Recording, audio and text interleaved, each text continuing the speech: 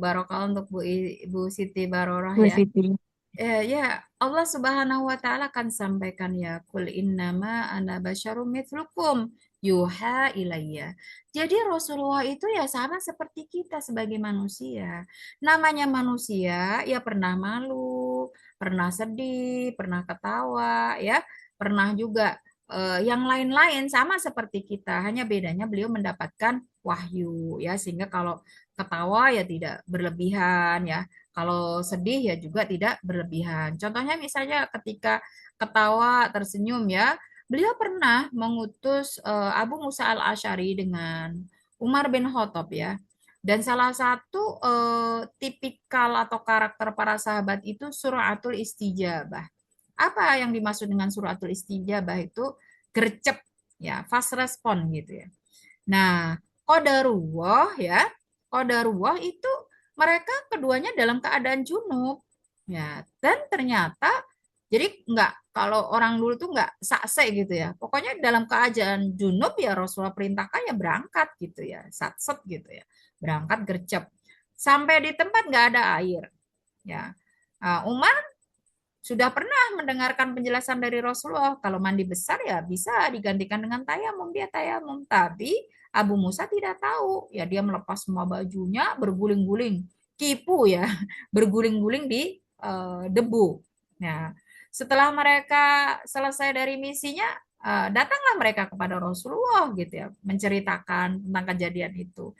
Ya, disebutkan dalam riwayat saat itu Rasulullah tersenyum ya, sampai terlihat gigi apa itu namanya, gigi taringnya. Nah, seperti itu contohnya gitu ya. Nah, itu jadi ya sama ya, beliau itu malu iya, tertawa juga iya. Contohnya misalnya ketika bersama Aisyah ya. Nah, beliau bercerita ya. Dulu ketika belum lama Aisyah menikah dengan Rasulullah itu kan sering berlomba lari. Nah, ini salah satu juga romantisme ya dengan pasangan gitu ya. Saat itu badan Aisyah itu belum begitu mengembang gitu ya.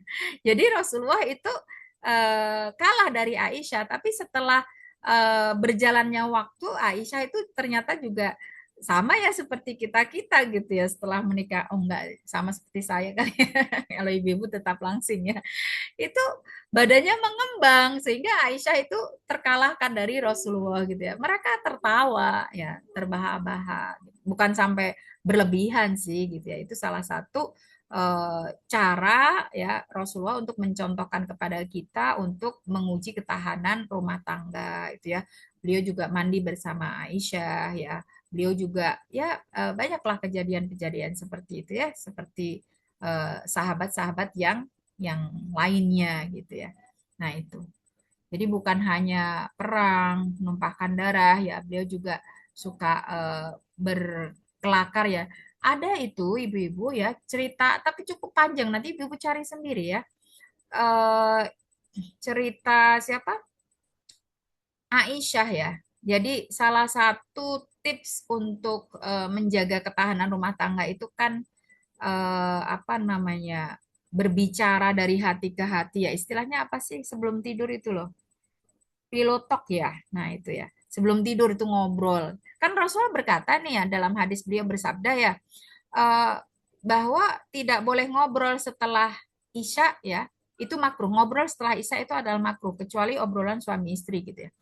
Nah, saat itu Aisyah itu cerita panjang, itu hadisnya panjang ya. Jadi Aisyah habis kumpul sama ibu-ibu, ya. Terus ibu-ibu tuh cerita, suami saya begini-begini. Padahal ada belasan ibu-ibu ceritain suaminya masing-masing gitu ya. Nah, dengan sangat sabarnya Rasulullah menyimak semuanya yang diceritakan Aisyah itu ya. Ini juga role model bagi para suami untuk menjadi pendengar yang baik dari cerita receh dari istrinya gitu. Nah, selesai cerita, ya Rasulullah tersenyum, tertawa gitu ya. Terus kalau kamu cerita panjang tadi ya si A, si B, dan sebagainya gitu ya. Terus dia tertarik dengan sosok salah satu dari suami ibu-ibu tadi ya. Dia adalah ya istilahnya ibu-ibu sekarang green flag gitu ya, suami yang idaman gitu ya. Rasulullah bertanya kepada Isa gitu. Lalu aku bagimu seperti siapa wahai Aisyah gitu ya. Dengan tersenyum dan tertawa. Jadi bukan bermaksud untuk membandingkan untuk apa mencemooh, tidak ada. Nah, itu. Dan masih banyak lagi. Ibu nanti silakan beli buku Syama'il Muhammadiyah, itu kayaknya sudah diterjemahkan juga ya. Itu semua terkait dengan kehidupan Rasulullah, fisik Rasulullah dan macam-macam lah ya. Itu sudah lengkap ya. Kalau mau lebih lengkap lagi, kalau itu memang Syama'il Muhammadiyah itu khusus Rasulullah saja ya. Kalau seperti Rohik Maktum yang ditulis oleh seorang juara pertama penulis sirah itu ya, Syekh Mubarak Furi, itu kan sirah perjalanan semuanya, perang-perang juga ditulis semuanya. Kalau yang Syama'il Muhammadiyah itu khusus menceritakan tentang Rasulullah, bagaimana beliau Pak berpakaian, bagaimana beliau duduk, bagaimana beliau apa namanya ini semuanya lah gitu ya. Kesehari-harian beliau, fisik beliau semuanya lengkap. Nah, itu ya. Wallahu ala alam biswab. Pripun Bu Siti, sampun terjawabkah? Ya, Masya Allah, ini dari Bu Siti sudah menanggapi, Bu. Oh, Terus, Masya Allah, ya ini kita dapat referensi bacaan juga ini. Monggo kalau ibu-ibu ada yang mau bertanya lagi, mungkin melalui on mic atau ada yang buatan gini.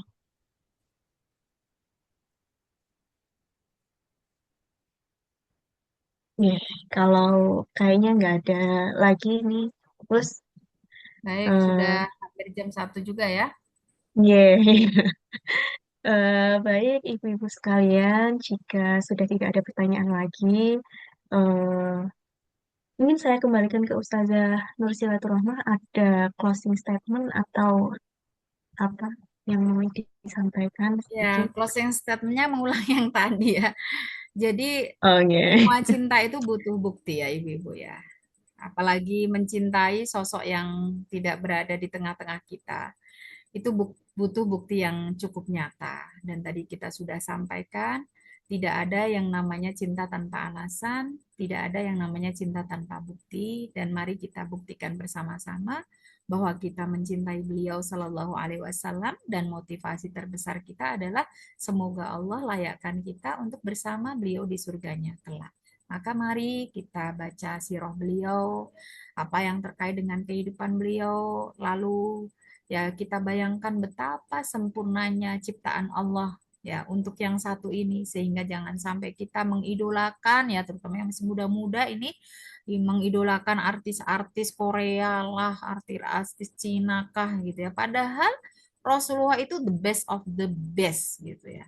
Dari fisik pun nggak ada yang bisa mengalahkan beliau. Saestu nanti kalau jenengan baca buku Syama'il Muhammadiyah itu bacanya bisa sambil tersenyum-senyum begitu ya. Oh, bagaimana para sahabat itu ingin mendeskripsikan ya fisik beliau yang begitu sempurna itu kadang-kadang sulit sekali untuk mencari kata yang sepadan gitu. Sebagai contohnya misalnya, kulit Rasulullah itu tidak terlalu gelap, tidak terang banget juga gitu.